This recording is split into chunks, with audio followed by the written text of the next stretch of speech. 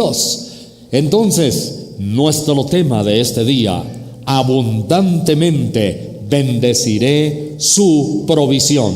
Esa es una promesa que hay. Abundantemente bendeciré su provisión. Es una promesa de Dios, una promesa que está en la Biblia. Abundantemente bendeciré su provisión. Si hay alguien que está en problemas económicos, si hay alguien que se siente ahogado, que se siente asfixiado, que no tiene lo necesario, este tema entonces es un tema para usted. El rey David escribió salmos preciosos, maravillosos, y hubo otros salmistas que también escribieron el libro de los salmos. Uno de estos salmos es el número 132. El versículo 15, lo vamos a leer. El versículo 15 del Salmo 132 dice: bendeciré abundantemente su provisión, a sus pobres saciaré de pan. Lo quiero repetir porque es un salmo maravilloso y el versículo es excelente.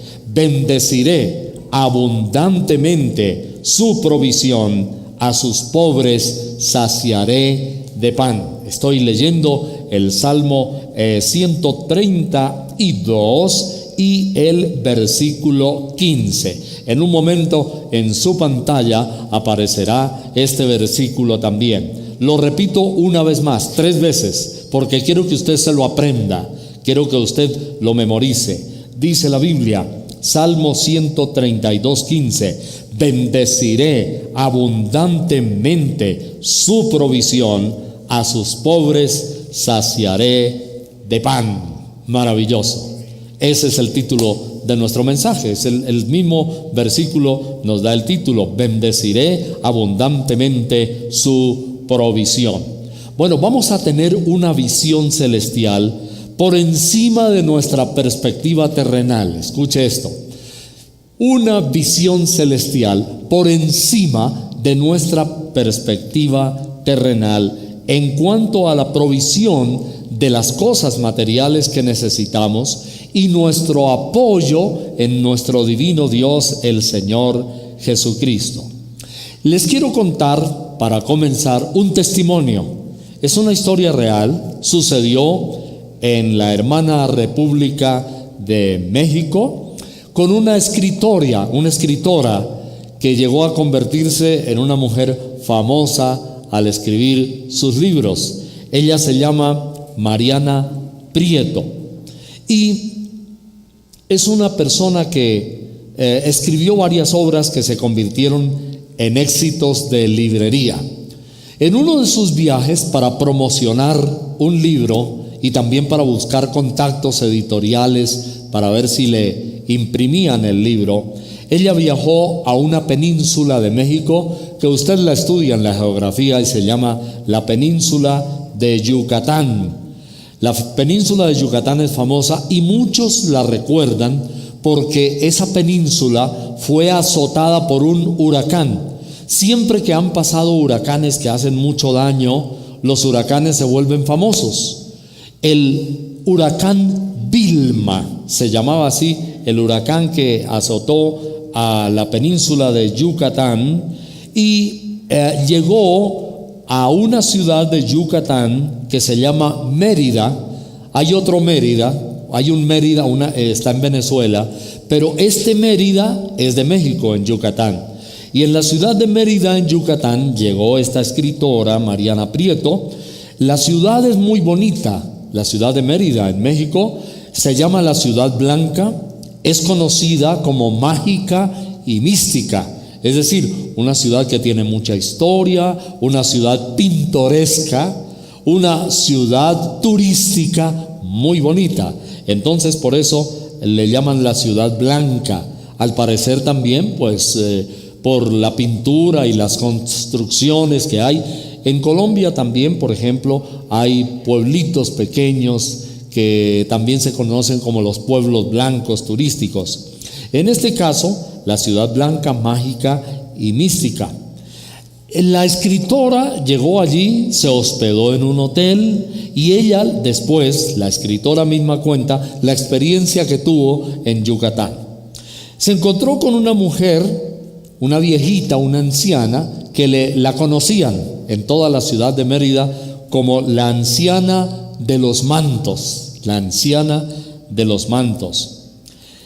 El relato de la escritora, yo no quiero cambiarle muchas palabras de lo que ella cuenta después que pasó, porque es muy interesante, es el siguiente. Dice: había ido a Mérida para escapar de mí misma y para visitar las ruinas antiguas, pero fue por la anciana de los mantos que descubrí una verdad de antaño que rectificó el curso de mi vida.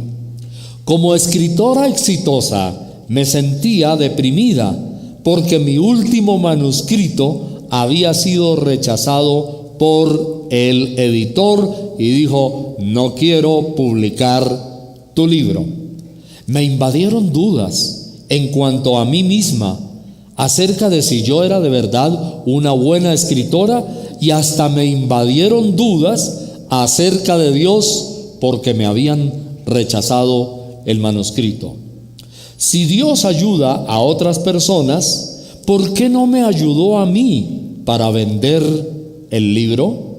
Yo creí que era un libro realmente importante y muy bueno. Había hecho un gran esfuerzo para escribirlo y sin embargo fue rechazado por la editorial sin haberme hecho ni siquiera el más mínimo comentario. Sentía mi corazón ensombrecido y más frío que las piedras de las pirámides que acababa de visitar en la península de Yucatán. Cada vez que yo entraba o salía del hotel, tenía que pasar rodeando a la anciana que se sentaba en los peldaños y vendía sus mantos, o llamados también en México rebozos. Aunque no le compré nada a la viejita, conversamos todos los días. Hubo entonces 2 días de tormenta y cuando me preparaba para una excursión turística con fuerte lluvia, la ancianita que se sentaba en las gradas no apareció. 2 días. Después salió de nuevo el sol y cuando me iba para la excursión turística, de nuevo regresó la viejita y le pregunté por sus ventas. ¿Cómo te ha ido con la venta de los mantos? La anciana movió negativamente la cabeza y me dijo: no he vendido absolutamente nada y por lo tanto no he ganado nada en estos 2 días. Y si me preguntas, hoy ni siquiera he desayunado. Oh, le dije a la anciana, eres muy valiente para tu edad. Entonces la anciana dijo: pero no se preocupe, yo creo en Dios. Creo en Dios y a ti tampoco Él jamás te abandonará. Él, Dios, le dijo, solamente a veces se detiene un poco para que puedas gozar más cuando llegan sus bendiciones. Hoy brilla el sol de nuevo. Mira, hoy haré ventas. Y la anciana hizo ese día muchas ventas, cuenta la escritora. De regreso a casa, seguí recordando las palabras cuando dejé la ciudad de Mérida e iba viajando hacia mi hogar. Resonaban las palabras de la viejita: Dios nunca te abandonará. Dios nunca te abandonará. Entonces mi depresión se desvaneció. Me lancé a escribir otro libro y sentía que Dios estaba guiando mi mano. Mientras tanto, volví a enviar por correo el manuscrito original del otro libro que tantas veces había sido rechazado. O sea, a la mujer, a la escritora, no solamente una vez, varias editoriales, parece, le rechazaron su libro y lo volvió a enviar. Repentinamente llegó una carta de un editor elogiándome y aceptando el libro para publicarlo. Aprendí que Dios no me había olvidado, solamente, como me dijo la viejita, Él hace una pausa. Dios solamente había hecho una pausa. Ahora, la fe sencilla de aquella anciana vendedora de mantos, la fe de esa mujer iluminó mi corazón, y Dios continúa guiando mi mano cuando escribo, aunque en ocasiones solamente, como dijo la viejita, Él se detiene un poco. Entonces, Mariana Prieto aprendió que Dios también es el Dios de la provisión. ¡Ah, qué bueno! Ella aprendió que Dios es el Dios de la provisión. Y como dijo al comienzo, que aprendió o recordó principios que había olvidado, pero que estaban ahí. Dios es el Dios de la provisión. Hemos leído hoy en el Salmo 132:15, bendeciré abundantemente su provisión. La pregunta para algunos quizá hoy es, ¿estás pasando por una situación difícil? ¿Tienes un problema complicado? ¿Hay alguna angustia o ahogo o estrangulamiento económico en tu vida? ¿Sientes que las cosas no funcionan como deberían funcionar? Entonces Dios está dando una promesa: abundantemente bendeciré tu provisión. Quiero dar unos principios rápidos aquí en esta reflexión de la palabra de Dios para hoy. Número 1, donde está la presencia de Dios, está la provisión de Dios. Eso es un hecho muy cierto. Donde está la presencia de Dios, está la provisión de Dios.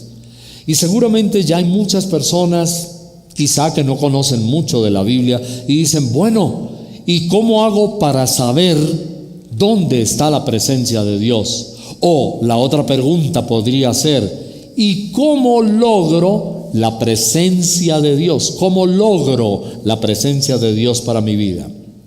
Y sin leer muchísimos versículos que hay en la Biblia, le doy la respuesta de la Biblia misma, la más fácil respuesta de la presencia de Dios. La presencia de Dios está y se obtiene cuando una persona se humilla, quebrantada de corazón ante la presencia de Dios, o se humilla ante Dios, aunque no sienta su presencia. Escuche esto: cuando una persona se quebranta y se humilla, aunque no sienta la presencia de Dios, porque hay gente que dice, pero ¿para qué oro si no siento la presencia de Dios? Bueno, humíllese, aunque no la sienta, quebrántese, traiga su petición delante del Señor, rinda su vida en el altar de rodillas delante del Señor y dígale: Dios, te necesito, ayúdame. Es decir, en otras palabras, lo que la Biblia nos dice de una ancianita también del Antiguo Testamento, en el primer libro de Samuel, la mamá de Samuel, que se llamaba Ana. Y ella, dice la Biblia, he venido a derramar mi alma delante del Señor. ¿Cómo obtenemos la presencia de Dios? Derramando nuestra alma. Vaya, ojalá, en un lugar donde nadie le esté mirando, donde nadie le escuche, cierre su puerta. Eso dijo Jesús de Nazaret: cerrada tu puerta tras de ti, en tu cámara, en tu alcoba, en tu lecho, arrodíllate y derrama tu alma. Si es necesario, si hay que llorar, llora todo lo que quieras. Cuéntale a Dios todos tus problemas, derrama tu alma delante de Él. Entrégale tu vida. Lo primero que hay que hacer es: Señor, perdóname, límpiame con tu sangre, y cuéntele todo su problema. Como Ana, derrame su alma delante del Señor. ¿Tiene un problema, una aflicción? ¿Se siente triste por algo? ¿Se siente solo o sola? ¿Hay momentos críticos en la vida, tiene momentos en los cuales se siente triste o deprimido, es hora de derramar su alma y decirle: Dios, me siento así y así y así. Ore con Él, cuéntele a Dios como al mejor amigo de su vida, el más íntimo que lo es Dios. Derrame su alma y allí, cuando usted esté postrado de rodillas, empezará a sentir la presencia de Dios. Donde llega la presencia de Dios, entonces hay provisión. Permítame recordar, refrescar un poquito el Salmo 132. Ahora voy a mirar el versículo 13 que dice: porque Dios ha elegido a Sión, la quiso por habitación para sí. Y luego dice, versículo 14: este es para siempre el lugar de mi reposo, aquí habitaré porque la he querido. Usted tal vez se pregunta, bueno, y dice, ¿y qué es Sión? ¿O dónde está Sión? Sión es una figura en la Biblia para aplicarla a nuestra vida.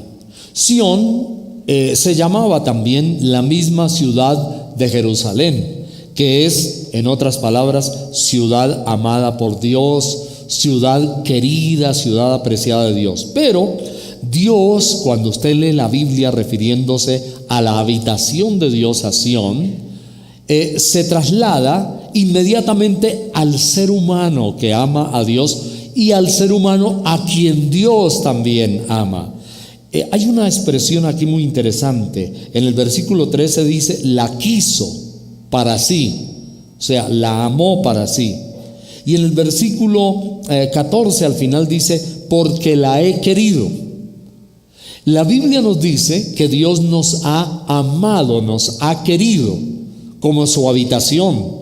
La Biblia dice que tú y yo somos templo del Espíritu Santo de Dios. Y nos ha amado tanto Dios que la Biblia dice en San Juan 3:16: de tal manera amó Dios al mundo. Cuando la Biblia dice que Dios amó al mundo, no se refiere a la tierra con aire, con atmósfera, con mares y todo. No se está refiriendo a la parte física. Dios amó al mundo. Está refiriéndose a la gente. La palabra mundo allí significa Dios nos amó a nosotros, Dios nos ha querido a nosotros, nos ha amado a tal extremo, dice San Juan 3:16, porque de tal manera amó Dios al mundo que ha entregado, que ha dado a su Hijo unigénito, para que todo aquel, uno por uno, persona por persona, que cree en Él, no se pierda, mas tenga vida eterna. Entonces, la Biblia dice que Dios ha elegido al ser humano, al cuerpo que es el templo del Espíritu Santo, para que ahí more la presencia de Dios. Dios nos ha elegido para amarnos con tanto amor y con tanta misericordia, que Él ha puesto su Espíritu Santo, es decir, su presencia en nosotros. Si hay un sitio, si hay un lugar en cualquier parte del mundo donde se siente la presencia de Dios, es en nosotros mismos, ¿comprende? Es en nuestro ser. Esa presencia, algunos dicen, la siento interiormente. Otros dicen, siento que me rodea la presencia de Dios. Aquí está Dios, aquí está la presencia de Dios. Entonces dice la Biblia que Dios nos ha elegido para amarnos. Dice, aquí habitaré, dice el versículo 14. Observe, quiero que lea la última partecita del Salmo 132, 14. Dice, aquí habitaré porque la he querido. En otras palabras, como Dios me ama a mí y a ti, aquí habita Él, porque nos ha querido. Él ha deseado que seamos el templo de su presencia. Dice, aquí habitaré porque la he querido. Y enseguida, en el versículo 15 del Salmo 132 dice, bendeciré abundantemente su provisión y a sus pobres saciaré de pan. ¡Qué maravilloso! Oiga, la escritora aquella, Mariana Prieto, que aprendió la lección de la viejita que no había desayunado y en 2 días no había hecho ninguna venta. Dijo: pero no se preocupe, le dijo la anciana, no se afane, hoy haré muchas ventas. ¡Qué fe! ¡Qué declaración de fe! ¡Qué palabra! Esa viejita conocía a Dios. Y le dijo: no se afane, yo no he desayunado. La escritora estaba afanada y dice: oh, tú eres muy valiente, una persona ancianita y a esta hora sin desayunar. Y dice: no se afane, Dios solamente se detiene a veces un poco para que cuando llegue la bendición la puedas disfrutar más. ¡Ah, qué maravilloso! Mi viejita, mi mamá decía: con buen hambre no hay mal pan. Y cuando llega la comida y tenemos hambre, es más delicioso el alimento. Se hace como más suculento a nuestra boca. Dios apenas se detiene a veces un poco para darnos la satisfacción del gozo. Entonces queda establecido que por 2 cosas: una, el cariño hacia el ser humano y hacia su pueblo, la provisión de Dios va a ser dada, porque Él nos ama. Es la misma figura del amor, es la que el Señor Jesús dijo cuando habló: ¿cuál de vosotros, padres, si vuestro hijo os pide pan, le daréis una piedra? Y dice: tome pan. ¡Qué engaño! Sería una infamia terrible darle a un bebé o entregarle a un niño una piedra y decirle: aquí está el pan, quiero pan, papi, tome, coma pan, y entregarle una piedra. ¡Oh, qué cosa terrible! El Señor Jesús dijo: si vosotros, siendo malos, sabéis dar buenas dádivas a vuestros hijos, cuánto más vuestro Padre Celestial que está en los cielos. Así que Él es un Dios, primer principio, porque nos ama, nos bendice y nos da lo que nosotros necesitamos. Entonces, por el cariño. Y la segunda cosa por la cual nos bendice es por su misma presencia. Donde está la presencia de Dios, ahí hay bendición y ahí hay provisión. Ya hemos dicho cómo obtener la presencia de Dios: una vida quebrantada, derramar nuestra alma, humillarnos delante de Dios. La Biblia dice que debemos pedir y recibir. Pidamos, volvámonos pedigüeños y Él nos da lo que nosotros necesitamos. Entonces, esas 2 cosas. Él suple, pero Él también bendice abundantemente. Él llega a multiplicar. La palabra me gusta aquí: abundantemente. Esa palabra es clave, porque significa que Dios no es un Dios tacaño, Dios no es un Dios de gotero. Dios es un Dios que nos quiere bendecir con generosidad y no nos podemos conformar con menos. Hoy vamos, si usted tiene una petición, le vamos a pedir a Dios y decirle: Señor, bendíceme, pero no se quede ahí. No se quede ahí en la oración. Vamos a orar y vamos a decirle: Señor, pero bendíceme como dice tu palabra. Señor, bendíceme abundantemente. Dios te quiere bendecir abundantemente. Entonces vamos a decirle: Señor, yo quiero abundancia en mi provisión. Bendeciré abundantemente su provisión y a sus pobres saciaré. Acuérdese de la palabra saciar. También es clave en la Biblia. Tenemos un mensaje aquí en la Escritura y aquí en nuestra página internet donde hablamos de la palabra saciar. ¿Recuerda cuando el Señor multiplicó los panes y los peces? La Biblia dice que todos comieron abundantemente y se saciaron. La palabra saciar significa satisfacer total o completamente la necesidad que tenemos. Saciar es satisfacer o dar abundante y completa y totalmente satisfacer la necesidad que tenemos. Entonces, eso es lo que Dios dice. Dios dice que nos da abundantemente y sacia.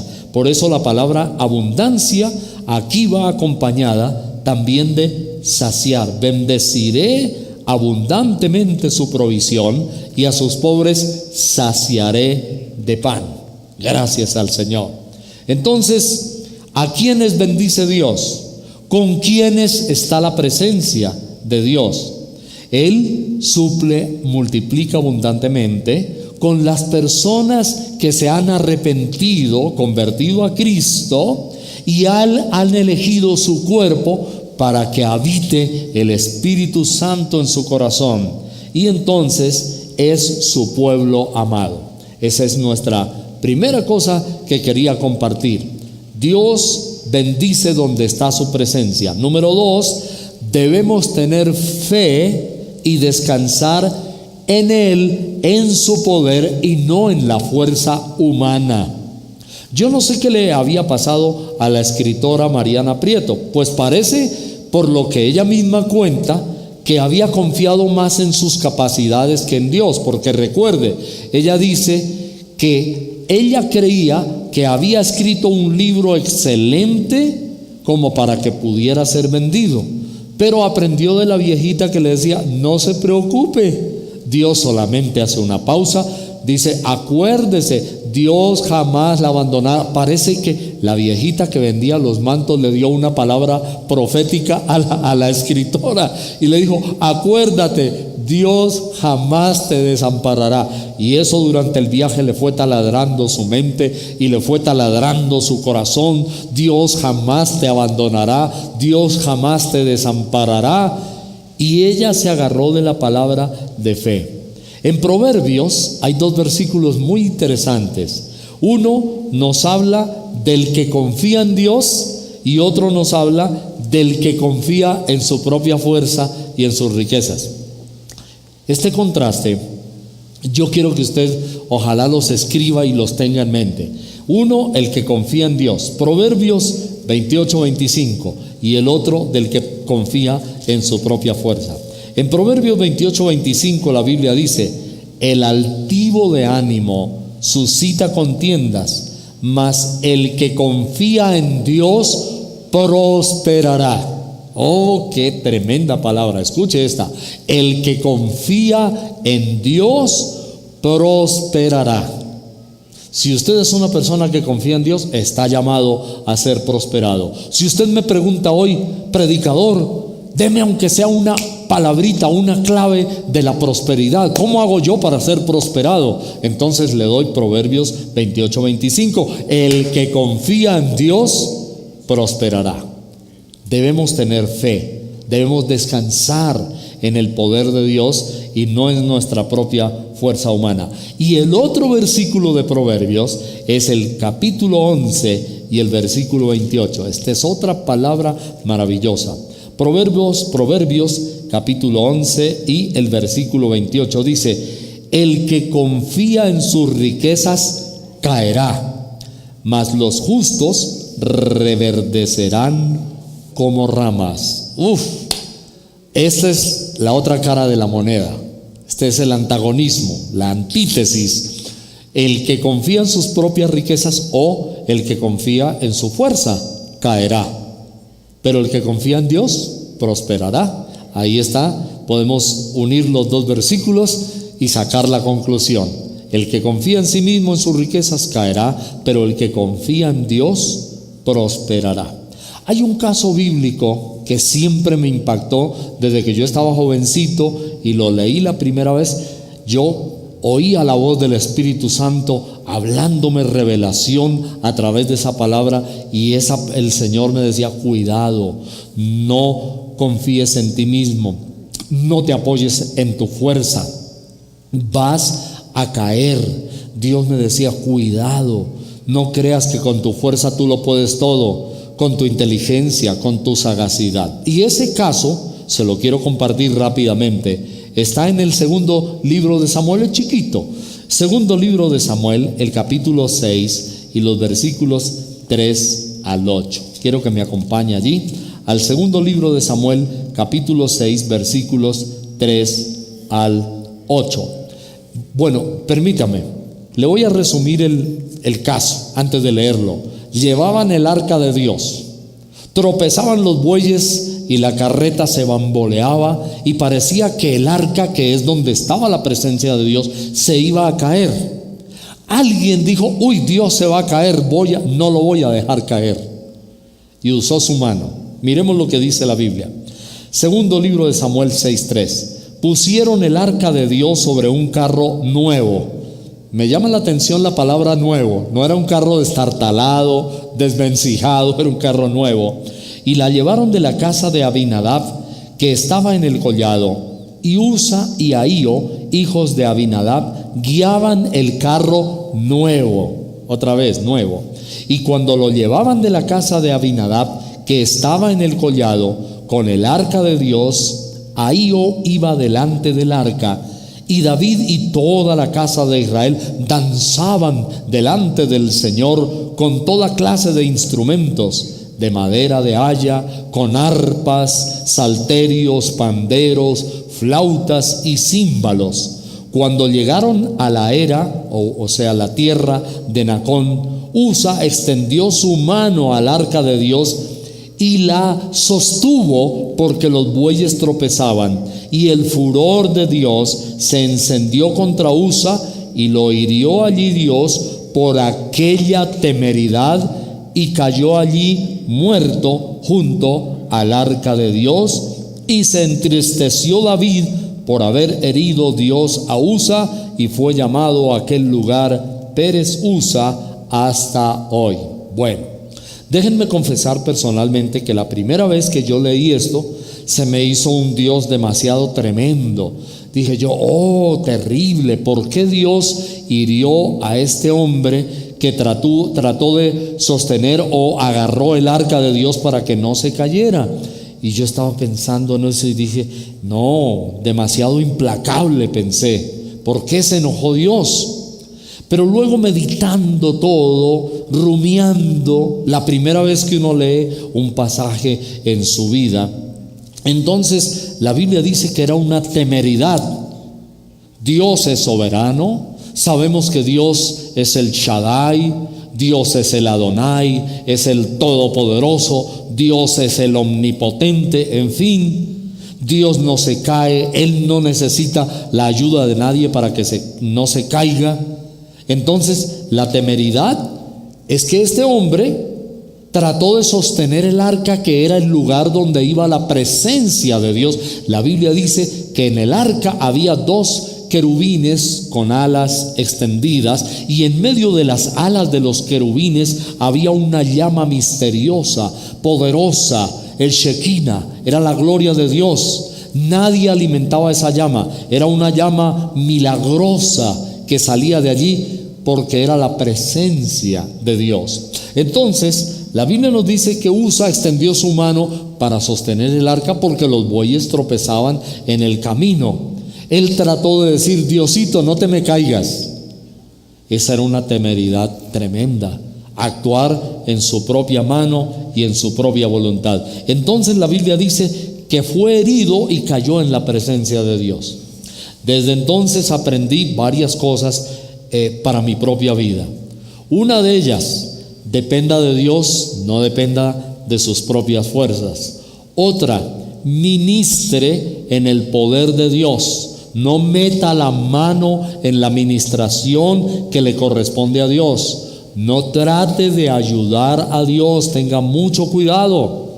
Sabemos de aquellas personas, incluso quizá uno que otro predicador, que quiere tratar de demostrar que tiene el poder de Dios, le pone la mano para ministrarle a una persona y le empieza a empujar.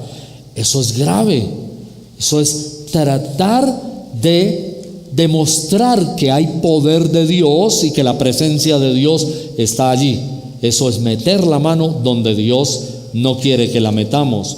Otra forma es, y Dios nos ayude, es muy difícil a veces, por ejemplo, tomar decisiones donde no está la mano de Dios. Ejemplo, hay un comerciante cristiano, hay una persona que ejerce alguna labor y hace cosas sin la voluntad de Dios. No ha consultado a Dios, no está seguro o segura que Dios está en el asunto. Oh, Dios nos ayude. Algunos dicen, es muy difícil. Que Dios nos ayude para que nosotros podamos tomar decisiones donde está la plena, la absoluta, la certeza, la cierta presencia de Dios, para no fracasar. El Señor nos ayude en esto. No es fácil, pero quebrantado delante de Dios, Él nos puede ayudar. y hay alguien que ya está haciendo una pregunta y está flotando en el aire: predicador, predicador, diga, y si alguna vez yo me equivoqué, y si alguna vez metí la pata y no hice conforme a la voluntad de Dios, ¿qué me pasará? Bueno, entonces ahí hay una oportunidad también.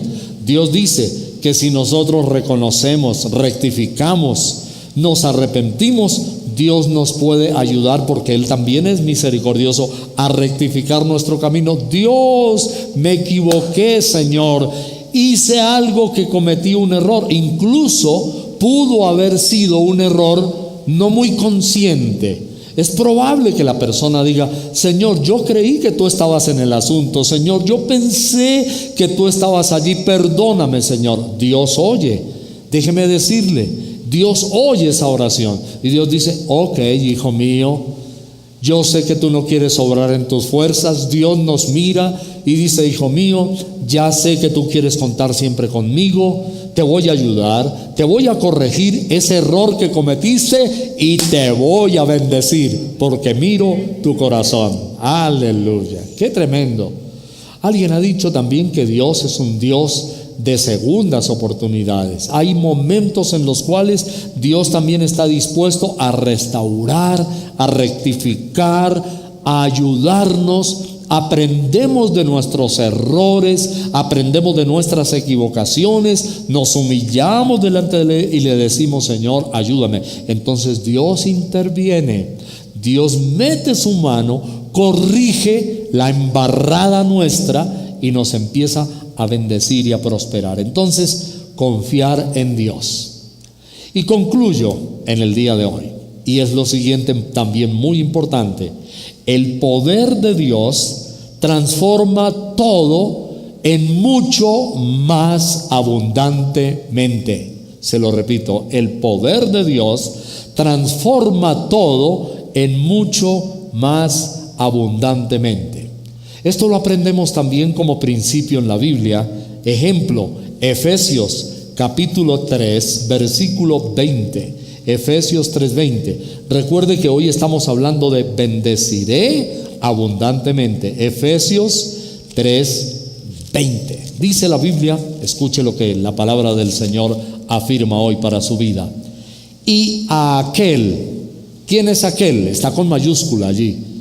Dios, nuestro amado Cristo también, sí. Y a aquel que es poderoso para hacer todas las cosas mucho más abundantemente de lo que pedimos o entendemos, según el poder que actúa en nosotros. Bomba. Este versículo es bomba. Este versículo es dinamita. Por eso lo repito también.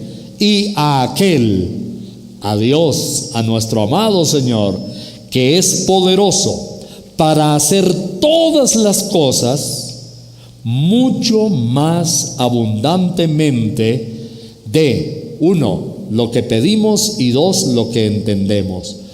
Dios, a veces uno cuando está en la presencia de Dios le pide y no entiende todo, pero Dios dice, mirándonos con misericordia, Él nos mira y dice: mi hijito me está pidiendo y ni entiende lo que está pidiendo, pero le voy a demostrar mi poder y lo voy a bendecir mucho más abundantemente de lo que él entiende.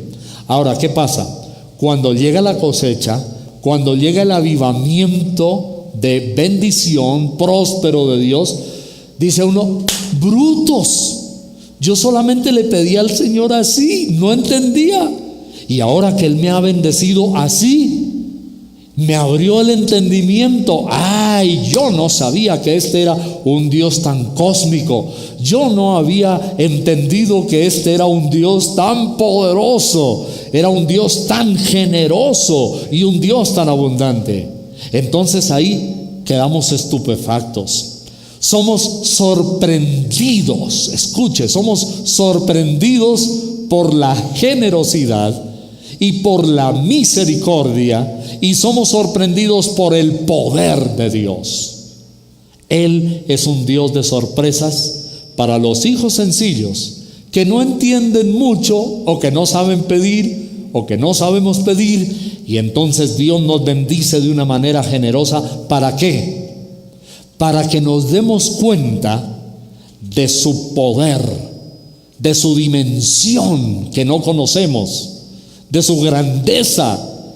Y entonces, cuando somos sorprendidos y somos bendecidos, ¿sabe lo que sucede?